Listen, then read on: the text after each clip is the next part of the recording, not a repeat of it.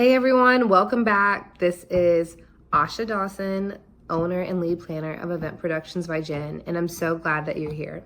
Today's video is going to be about making the best wedding day timeline. This is one of those tasks that takes forever, but has to be done, okay? So this is one of those pieces where you can have a professional do it. You can do it yourself. You can work with that professional do it. It can come about in a variety of ways. But today's video is really about the things to consider when making that timeline, whether it's you or someone else making it. Why do we have wedding timelines? Let's start there.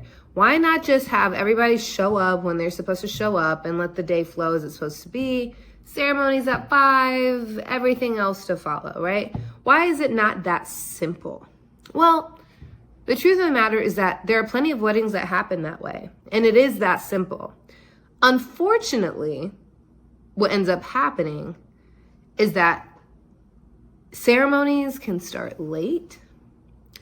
You only have a contracted amount of time with a venue, so that means that you are going to get kicked out, maybe prematurely if you're not running on time. It can also mean that there are vendors who are going to be confused about when to show up and where to show up. It can mean that the people who are working the day of your wedding are confused. They don't know where to go. They don't know what to do, right? You have to keep in mind a lot of vendors, it's their first time working at your particular event space. So what we do is establish thorough timelines that don't just incorporate where the wedding party, bride and groom are supposed to be, but they also incorporate where every single vendor who's a part of your big day is supposed to be, where they're supposed to be, when they're supposed to be there, and how long they're supposed to be there for. So the people who have really good senses of timelines are surprisingly going to be your photographers.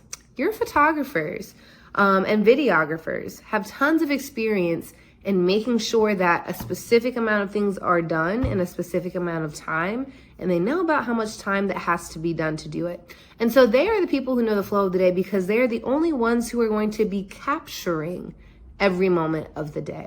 So if you don't have a wedding planner looking at the long-term vision, ask your photographer if they are used to making timelines, because they are going to make sure that they get all the shots that cover the full scope of your wedding. If you have a wedding planner, this is going to be her bread and butter. She's going to know exactly what to do. So let me give you an example of a client I had.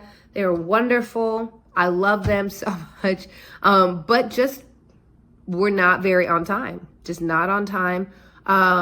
Their wedding guests weren't expecting things to be super on time. Some of the vendors that they had were not timely people. And so here's how I use a timeline to make sure that my clients were able to have significant amounts of time for dancing and party at the end of the night, right? Without things going too late. So one of those things that I did was it starts early in the morning. That is where things can oftentimes start falling behind. So hair and makeup.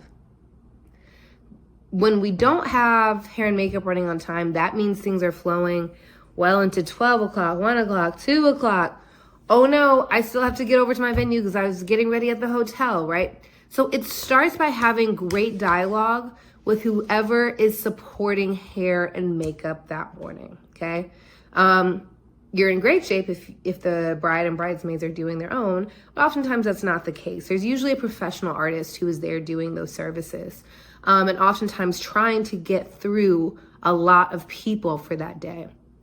So it starts by having the girls begin early in the morning, okay? So once you have that running on time, you're more likely to have the rest of the day running on time. But that timeline needs to incorporate not just when the ceremony starts, not just a few photos beforehand, but it needs to start at the beginning of the day when you have the first makeup artist arrive, okay? Where they're going, what is the order for the bridesmaids, right?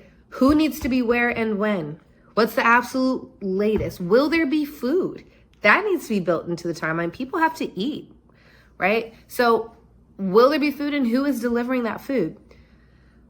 We start there, and then we get into the afternoon. In the afternoon, you're going to want to consider a ton of things, right? Right before that ceremony, most ceremonies happen between 3, 4, 5, sometimes 6 o'clock, somewhere in that late afternoon, early evening hour.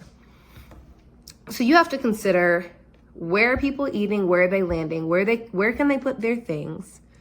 How far away is the getting ready space from the venue? Are they getting ready at the venue? Okay, is that allowed? On top of that, you're going to want to consider photos. The photographer and videographer are going to have to capture a ton of footage, okay? Because you're paying for them to be there to get photos of you guys. So you want to be ready and maximize your time, because the last thing you want is for the photographer to be sitting around just waiting to take a picture, right? Because nobody's ready, everyone's lollygagging, okay? So you'll need to capture some time ahead for a first look. Maybe that first look is just with father and bride. Maybe that first look is just with bridesmaids and bride. Or maybe it's a first look between the couple. Either way, that needs to be considered and built in and discussed with the photographer ahead of time of how much time that photographer will need to capture those moments. Then you have the actual ceremony. Now, once the ceremony starts, you're usually good to go, right? It's pretty clear how things will go for the rest of the evening. Ceremony is followed by a cocktail hour, which is followed by a reception. That's the typical flow, okay? So getting everything done ahead of the ceremony is crucial, because once people are on the other side of that ceremony, that's when the drinks start flowing. And guys, it is hard to wrangle everyone. It is hard, including your wedding party. It is so hard to get everyone back, okay? So unless you're doing photos right after the ceremony and saying, don't go, right? Remember that you want to get everything done for photos with immediate family, with your wedding party ahead of time. The last point I want to make of a crucial moment in a timeline is private time for the couple. Now, this is totally up to the discretion of the couple. Some people may not feel like they want this or need it, but this is a very long day, and you don't want to get super distracted from who the day is really about. It's really about the couple. So what I like to do with my clients, and all of my clients have taken me up on it, is to have about 20 minutes pocketed for the couple right after the ceremony to have snacks. This is something to build into the timeline, right? With the catering team. Have snacks and a couple of drinks in the bridal suite, specifically reserved for the couple to have a private moment right after they get married, right after they say I do, to reconnect, to take a break, apply the deodorant, have the cry, right? But have that moment where they can regroup before they get ready for the rest of the party. So I encourage you, as you're constructing your timelines, not only to consider all the elements I mentioned today of starting off with, makeup and hair, making sure that's programmed and running on time. Of course, all your photos in the afternoon, but also making sure that the couple has scheduled time for themselves to remember what this was all about before the party gets started. I hope that you will consider us, EPG, as your planning team.